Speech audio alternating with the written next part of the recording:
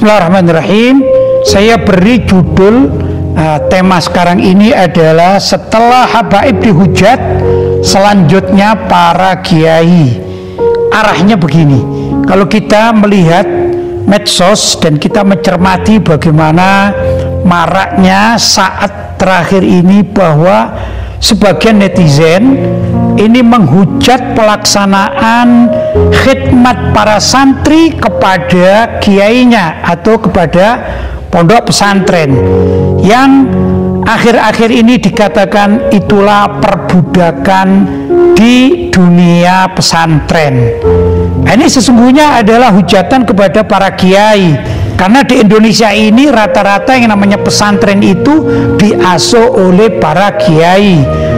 Nah, karena ada kasus pesantren yang diberi cobaan oleh Allah, sekarang sebagian pembenci Islam atau Islamofobia ini yang diserang adalah para kiai dan para santri dengan bahasa-bahasa perbudakan di lingkungan pesantren harus dihapuskan. Semoga umat Islam semakin sadar.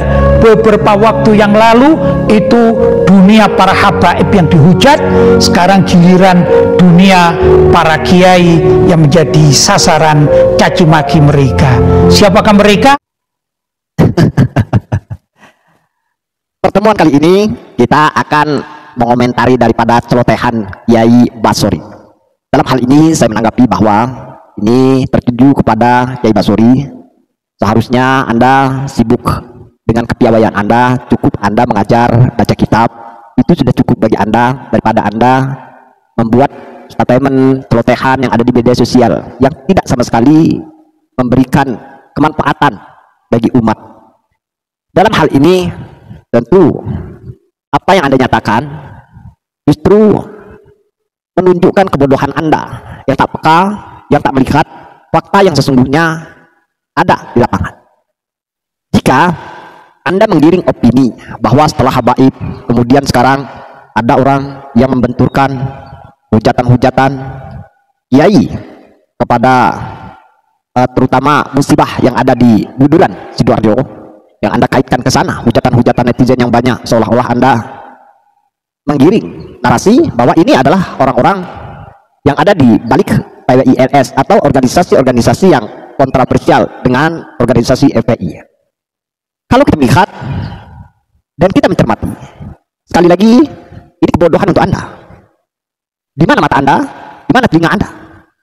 Coba lihat siapa yang berkomentar dan siapa yang menggiring narasi statement tersebut, yang menghujat daripada ulama kiai yang itu masih dalam situasi terkena musibah, sehingga orang yang memecah belah yang Anda maksudkan bahwa mungkin di luar daripada orang-orang yang cinta habaib, itu justru sebenarnya ucapan itu ialah sama melemparkan kotoran di muka Anda, karena sejatinya para muhibbin atau yang sejajar pemikirannya dengan Anda itulah orang-orang yang menghujat daripada kiai pondok pesantren daripada Al-Khazini yang berada di Sidoarjo. Saya bisa buktikan dari berbagai macam akun channel yang menghujat, yang mencaci, yang menghina kiai Nusantara ini. Kalau bukan dari sumber dari kalian, kelompok kalian yang sudah tutup nalar waras kalian untuk mencari pembenaran. Kalau Anda bisa tunjukkan dari orang-orang PWILS atau orang asli Nahdlatul Ulama yang mesantren, yang menghujat, yang membuat konten narasi yang menyudutkan daripada musibah yang terjadi di pondok pesantren Al-Khazin, tunjukkan. Jadi jangan Anda giring, bahkan seolah-olah Anda lagi mengajar. Ini menunjukkan ketololan Anda di publik, yang itu jauh dari kepiawaian Anda, yang seharusnya itu bukan ranah Anda.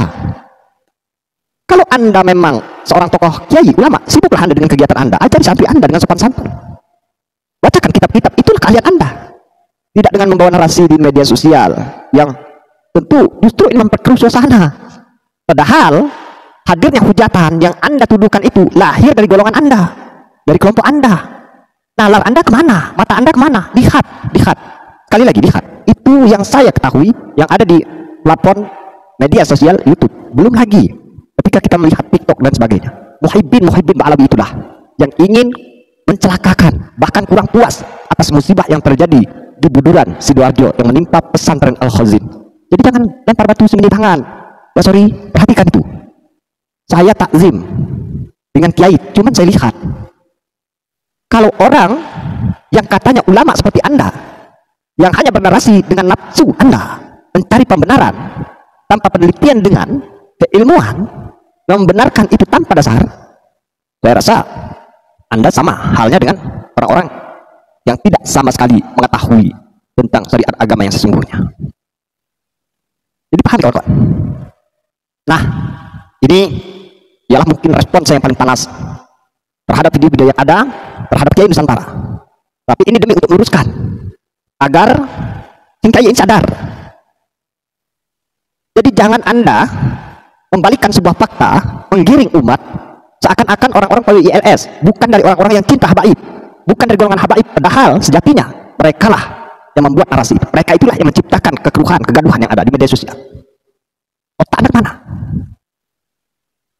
Nah, sahabat-sahabatku, mudah-mudahan kalian paham dengan tentunya bagaimana keadaan media sosial saat ini, di mana kiai yang harus menjadi panutan ternyata pemikirannya, kesimpulan narasinya menunjukkan kebodohan, menunjukkan kebrutalan di dunia sosial.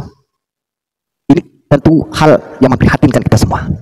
Dan sekali lagi saya tegaskan, munculkan dari channel orang-orang yang terindikasi bahwa dia adalah anggota yang terstruktur di PWILS yang menciptakan kegaduhan narasi yang menyudutkan daripada pondok pesantren Al-Khazini. Sebutkan satu saja. Cuman kalau Anda meminta saya untuk menghadirkan bukti siapa yang menghujat, siapa yang seharusnya ingin bahwa pesantren Al-Khazini itu lebih lagi sengsara daripada musibah yang sudah menimpanya, saya bisa tunjukkan banyak itu.